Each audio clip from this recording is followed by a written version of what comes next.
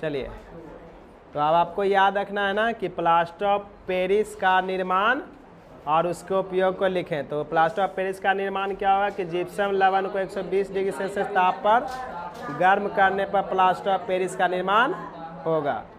तो इसमें CaSO4 × 2H2O plaster of Paris है, इसको 120 डिग्री सेल्सियस ताप पर गर्म करेंगे तो हमको अब ये बताओ कि यहाँ पर 2H2O है, 2H2O आएगा कैसे?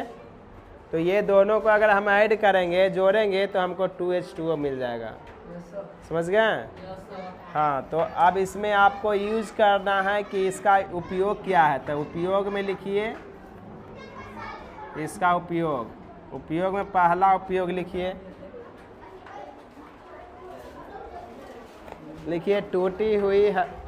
टूटी हड्डी को जोड़ने के लिए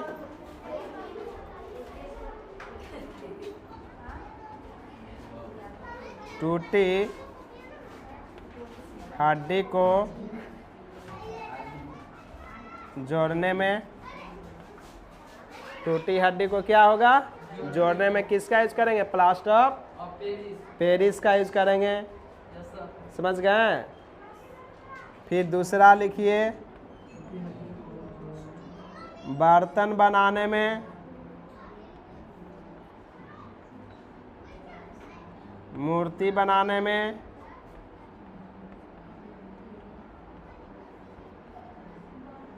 हाँ, बर्तन बनाने में, मूर्ति बनाने में, हाँ मूर्ति। एक चौथा लिखिए,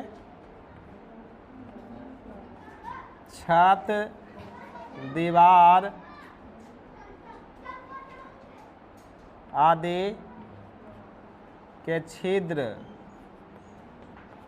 को जाम करने में,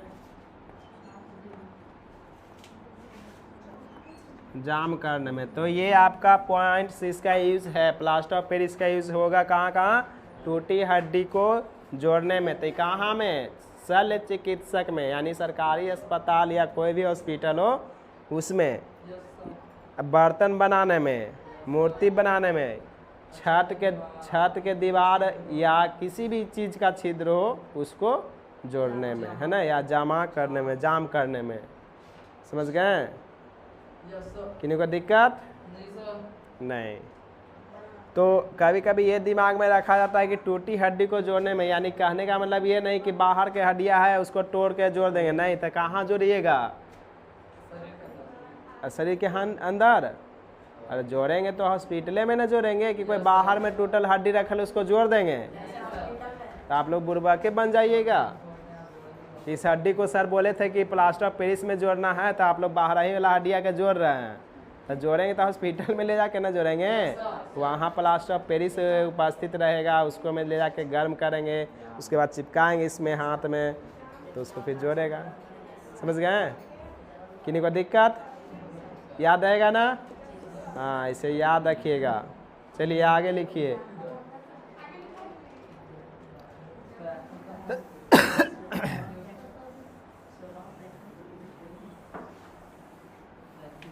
एक होता है विरंजक चूर्ण का निर्माण तथा उनके उपयोग। विरंजक चूर्ण का निर्माण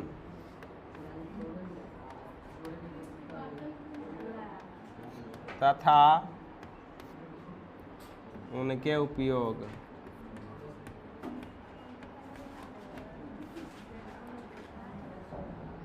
तो ये आपको एक मिलेगा कि विरंजक चूर्ण का निर्माण कैसे होता है, उनके उपयोग को लिखें। ठीक, तो उनके उपयोग को लिखें। चलिए लिखिए। ये क्वेश्चन हो गया। अब ये क्वेश्चन हो गया तो इसका आंसर क्या होगा बाबू? तो आपको इसमें याद रखना कि विरंजक चूर्ण में कि 40 डिग्री सेल्सियस ताप पर, ठीक ना, बुझा हुआ चूना के साथ क्लोरीन गैस प्रवाहित करने पर विरंजक चूर्ण का निर्माण होगा। यानी कि उसमें 120 डिग्री सेल्सियस पर गर्म करते थे तो प्लास्टर ऑफ पेरिस को, तब हमको सॉरी जिप्सम लवण को तब प्लास्टर ऑफ पेरिस नहीं हमको बनता था। लेकिन विरंजक चूर्ण में क्या करना है कि विरंजक चूर्ण में 40 डिग्री सेल्सियस ताप पर, समझ गए, बूझे हुए चूने से, याद रखना है ऐसे कि 40 डिग्री सेल्सियस ताप पर बूझे हुए चूने से क्लोरीन गैस प्रवाहित करने पर विरंजक चूर्ण का निर्माण होता है।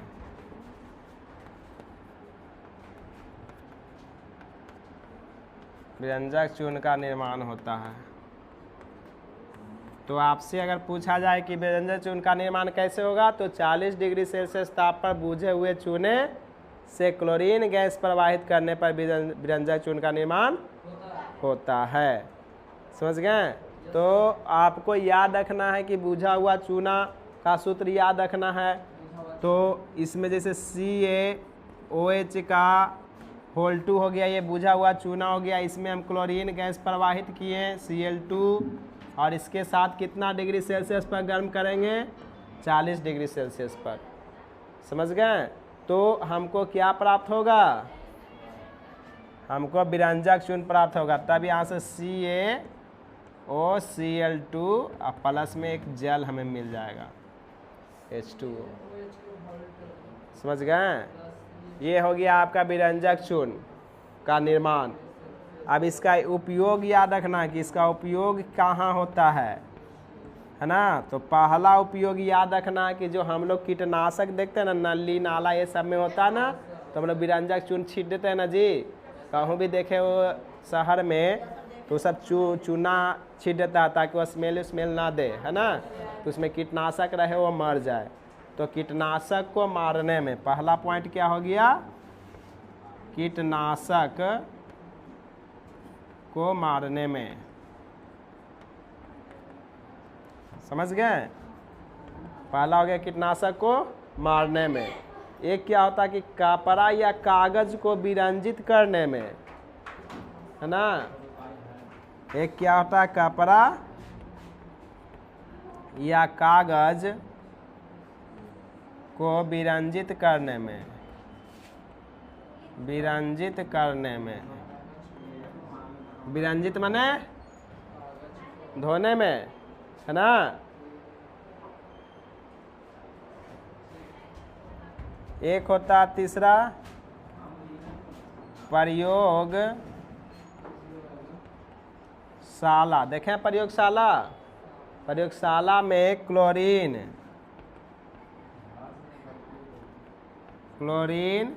या क्लोरोफॉर्म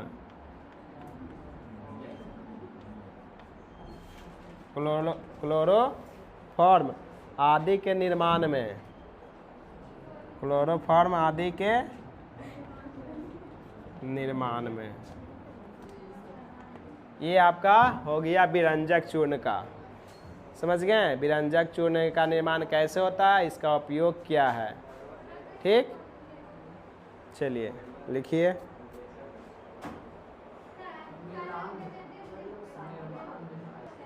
चलिए लिख लिए, तब चलिए कुछ एक क्वेश्चन लिखिए।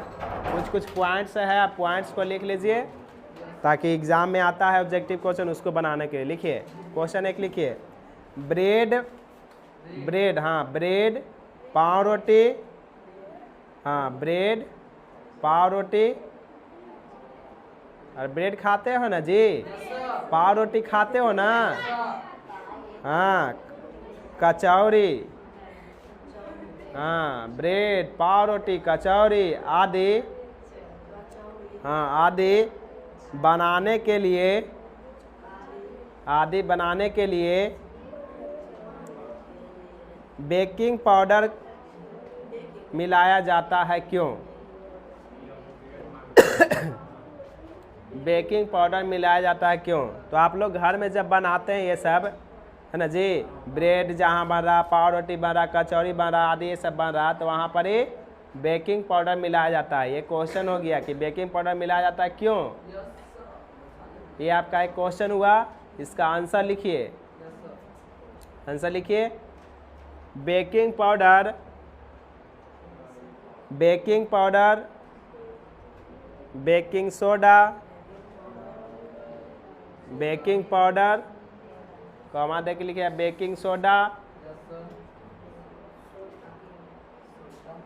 लिख लिए, तथा पोटेशियम टार्ट्रेट, तथा पोटेशियम टार्ट्रेट, पोटेशियम टार्ट्रेट का मिश्रण होता है। पोटेशियम टार्ट्रेट का मिश्रण होता है, मिश्रण होता है, मिश्रण होता है, जिसे गर्म करने पर, जिसे गर्म करने पर, जिसे गर्म करने पर, जिसे गर्म करने पर यह मिश्रण, जिसे गर्म करने पर, जिसे गर्म करने पर यह मिश्रण CO2, हाँ CO2 गैस देता है, CO2 गैस देता है, जिससे बेकरी उत्पाद फूल जाते हैं, जिससे बेकरी उत्पाद, जिससे बेकरी उत्पाद, जिससे बेकरी उत्पाद फूल जाते हैं, फूल जाते हैं, फूल जाते हैं, जिससे बेकरी उत्पाद फूल जाते हैं। जैसे देखते हो ना, बेकरी उत्पाद के मतलब पाव रोटी जहाँ बनाता है तो देखते हो तनी सी रहता है ना, ऐसा ही लोहिया जैसा, या घर में पुआ हुआ बनाते हो ना जी, तो उसमें खाने वाला सोडा डालते हो, बेकिंग पाउडर डालते हो, ये सब डालते हो ना, तो डालने पर क्या होता है, फूलता है ना। तो वो सब किसके कारण? CO2 के कारण, है ना। वो गैस जो निकालेगा उसमें से कौन सा गैस निकलेगा? CO2 निकलता है, CO2 निकलता है, इसी कारण क्या होता है, वो फूल जाता है ना। आप लोग खाली खाना जानते हैं, बनाने के लिए ना ही। चलिए अब आगे एक पॉइंट्स लिखिए, कुछ कुछ अब पॉइंट्स है उसको ख़त्म कर लीजिए। लिखिए, जल का स्थायी, जल का स्थायी, स्थायी खरापन, जल का स्थायी खरापन, खरापन कैल्शियम बाइकार्बोनेट, जल का अस्थायी खरापन, आ ना लिखना, अस्थायी, है ना, अस्थायी खरापन कैल्शियम बाइकार्बोनेट तथा, कैल्शियम बाइकार्बोनेट तथा मैग्नीशियम बाइकार्बोनेट के कारण होता है। कैल्शियम बाइकार्बोनेट लिखने आता है ना, बोलना, कैल्शियम कार्बोनेट तथा मैग्नीशियम बाइकार्बोनेट के कारण होता है, मैग्नीशियम बाइकार्बोनेट के कारण होता है। लिख लिए। चलिए आगे पॉइंट्स में लिखिए, जल का अस्थायी कठोरता मैग्नीशियम कार्बोनेट के कारण होता है। आगे पॉइंट्स में लिखिए, जल का अस्थायी कठोरता, जल का अस्थायी कठोरता, ये जल है ना जी, ये अस्थायी ना है, अस्थायी कठोरता, ये हो गया जल, इसका अस्थायी कठोरता ये बनाना है, ठीक ना। जल का अस्थायी कठोरता कैल्शियम क्लोराइड, कैल्शियम क्लोराइड, हाँ कैल्शियम क्लोराइड तथा मैग्नीशियम क्लोराइड। जल की अस्थायी कठोरता कैल्शियम क्लोराइड तथा मैग्नीशियम क्लोराइड, मैग्नीशियम क्लोराइड लिख दिया, मैग्नीशियम क्लोराइड। फिर उसी में लिखे कॉमा दे करके कि कैल्शियम सल्फेट, कैल्शियम सल्फेट तथा मैग्नीशियम सल्फेट, कैल्शियम सल्फेट तथा मैग्नीशियम सल्फेट के कारण होता है, के कारण होता है। अगर आपसे कोई पूछेंगे कि बताइए कि जो जल है, जल के अस्थायी कठोरता को दूर करने के लिए हम क्या यूज करेंगे, या जल के अस्थायी कठोरता कैसे होती है, तो अस्थायी करने के लिए हम कैल्शियम क्लोराइड तथा मैग्नीशियम क्लोराइड, कैल्शियम सल्फेट तथा मैग्नीशियम सल्फेट के कारण होता है ना। जल अस्थायी कठोरता किसके कारण होता है, तो ये चारों के कारण होता है। समझ गए। अब नेक्स्ट पॉइंट लिखिए, जल का अस्थायी खरापन दूर करने के लिए, जल का अस्थायी, ये अस्थायी था ना जी, अब अस्थायी लिखना, अस्थायी है ना। जल का अस्थायी खरापन दूर करने के लिए दूर करने के लिए सोडियम कार्बोनेट का प्रयोग किया जाता है, सोडियम कार्बोनेट का प्रयोग किया जाता है, सोडियम कार्बोनेट, हाँ सोडियम कार्बोनेट का प्रयोग किया जाता है। नेक्स्ट पॉइंट लिखिए, बैटरी देखे ना बुआ, हाँ बैटरी में सल्फ्यूरिक एसिड, सल्फ्यूरिक आम्ल यानी कि HCl है ना, सल्फ्यूरिक एसिड यानी H2SO4, हाइड्रोक्लोरिक एसिड हो गया ही H2SO4, सल्फ्यूरिक एसिड यानी सल्फ्यूरिक अम्ल। तो बैटरी में सल्फ्यूरिक अम्ल का प्रयोग करते हैं, जो हम लोग बैटरी में जो डालते हैं ना एसिड चार्ज करने के लिए, तो हमको यही एसिड का यूज करते हैं, सल्फ्यूरिक अम्ल का। समझ गए। जितना भी हवाई चल रहा है तो उसमें कौन सा एसिड डालता है, हाँ उसमें बैटरी लगा रहता है ना हवा में, हाँ तो उसमें सबसे ज़्यादा भी यूज़ करता है, रोज़ बेचारा चलाता है, एक हफ्ता के अंतर्गत उसको में सल्फ्यूरिक एसिड डालता है। समझ गए। चलिए आगे पॉइंट्स में लिखिए, हाइड्रोक्लोरिक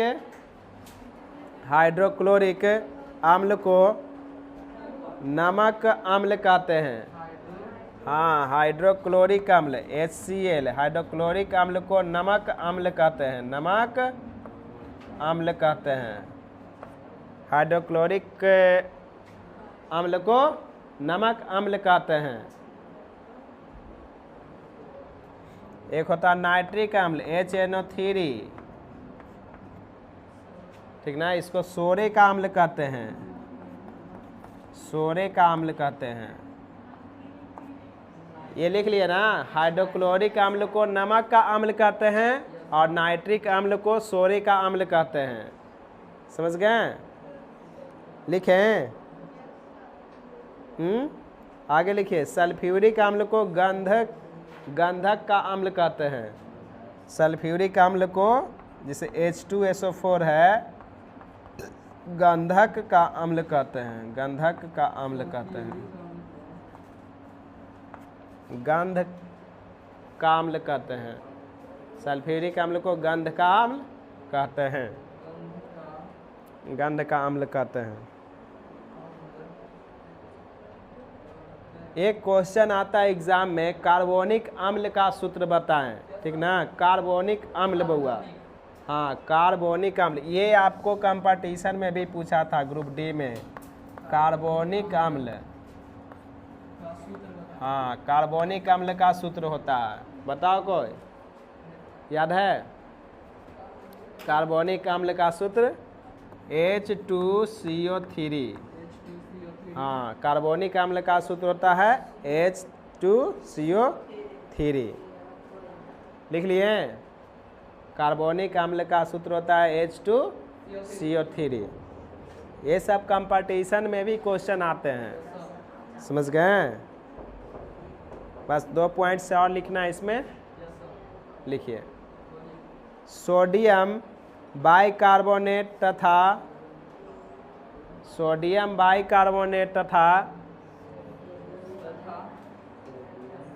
सल्फ्यूरिक अम्ल का प्रयोग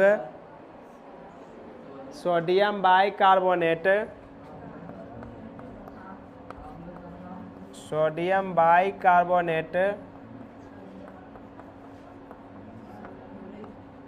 तथा सल्फ्यूरिक अम्ल। लिखें, सोडियम बाइकार्बोनेट तथा सल्फ्यूरिक अम्ल का प्रयोग अग्निशमन, हाँ,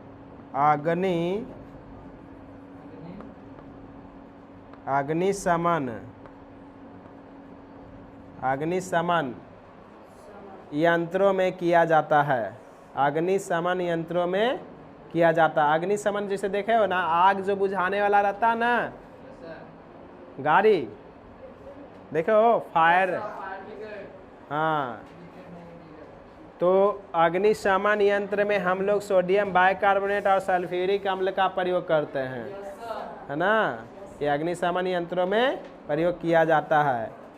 आगे लिखिए पॉइंट्स में, इनो लवण, इनो, हाँ, पीते हैं ना इनो जी, हाँ, इनो लवण साइट्रिक अम्ल तथा सोडियम बाइकार्बोनेट का मिश्रण है।